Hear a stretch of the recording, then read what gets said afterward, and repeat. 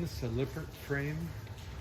Congratulations, Mr. and Mrs. Swanson. This is John from Lakeshore RV Center. I'm going to be walking around today showing you some of the basics on your new fifth wheel. As I walk you around, if you have additional questions that come up, please feel free to give me a call. You can always reach me on my cell phone at 231-740-6225. One of the first things is once you get to the campsite, what you're going to want to do is turn on your propane tanks. Lefty-loosey opens them, righty-tighty shuts the tanks.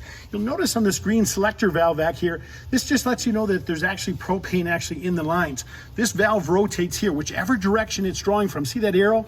That means it's drawing from that line, which means it's drawing from the tank on the opposite side. So whichever direction that's of course turned, it'll be the tank it draws from. When that tank empties, it will automatically change over for you. So that's nothing you have to change over. But when you go to disconnect the tank, it is something you want to do to go ahead and get that all hooked up. We're going to show you a couple things up front here. One of the first things we need to do up here is make sure that we turn on the battery switch. Without this battery turned on in the on position, what's going to happen is our 12-volt lighting and things like that won't work.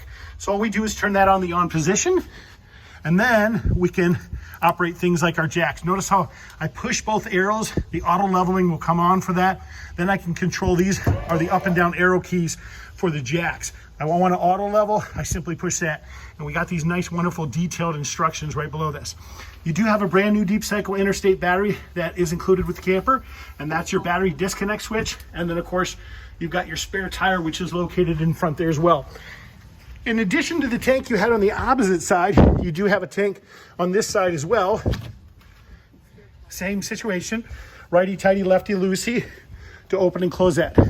Wonderful magnetic catches, which you can simply flip the doors up and those catches will hold the door in place. There's your 25-foot 50-amp power cord, as well as your electrical adapter and your sewer hose that all come with it.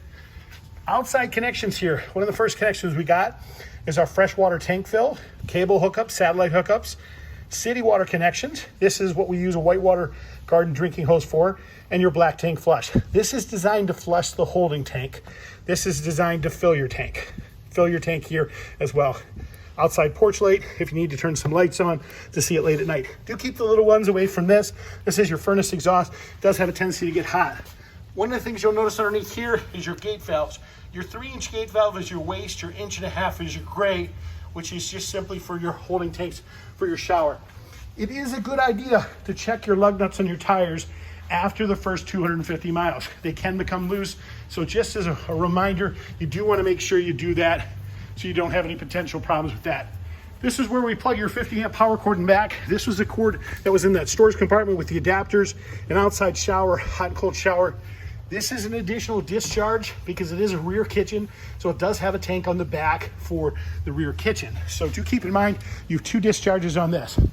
This is your rear bike rack, your rear camera.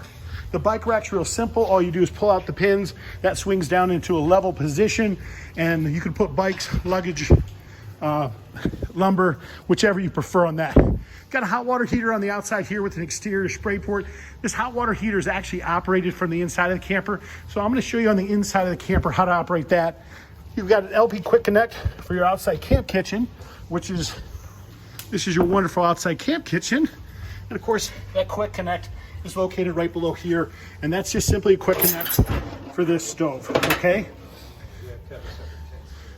So let's walk to the inside here. We're going to walk you through some of the basics here. As we walk inside, this camper is motion censored. These lights will automatically turn on. Things like our furnace and air conditioner are all controlled from this thermostat here. All we simply have to do is push that multiple times. See how that lights up? Fan comes on. Push it again. We get air conditioning. Then we can control the desired temperature by the up and down arrow keys. Notice the air conditioning is kicking on right now. This controls our 110 hot water heater. This turns on our water pump, our gas. This tells us the levels of our various tanks, and this will roll our awning out as well as our slide out. Now, most of those same functions are actually controlled in this keypad here, and simple scroll down menus.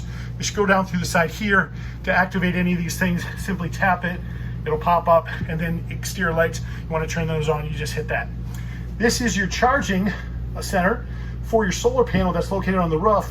This unit does have a solar panel. It does charge the battery, so as you're going down the road, you don't have to worry about that being discharged and not having 12-volt power.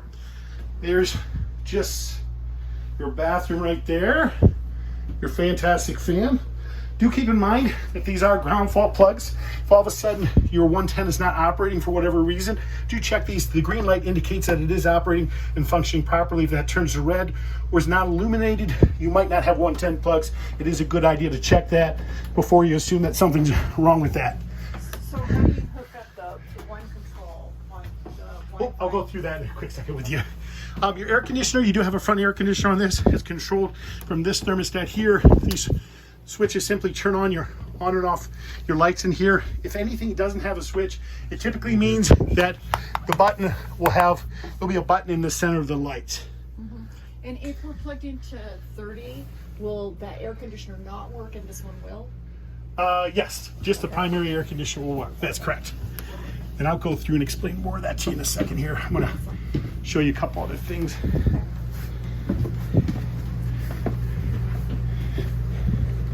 So this is your fireplace, which is located over here. The controls for your fireplace are at the very bottom. This powers it on and off. This will adjust the color of the light, adjust temperature setting, and also a timer for that. Do keep in mind, this is your power boosted TV antenna right here. You simply push this button to turn that on and off. That operates your power boosted TV antenna. If that is not green and illuminated, your power boosted TV antenna will not be working. Your stereo, overhead lighting, which are typically controlled from the light switches in the hallway, USB hookups throughout the camper. You do have your fuse box, which is located right down here. Your fuses and your breakers are hidden behind here. 12 volt is your fuses, 110 are your breakers, and everything's marked and indicated right there. Keys are typically located around the kitchen faucet for your kitchen. To light your stove, all you simply do, fold back this cover. With our propane tanks to the on position, we're gonna simply turn this dial to high, rotate this, it will ignite the stove for you. If we wanna backlight everything, we just hit that button to backlight everything. So this is your... When you turn everything off on the stove, will the backlight go off? This is your 110 refrigerator. Your 110 refrigerator is controlled from these controls inside here that you can adjust the temperature with.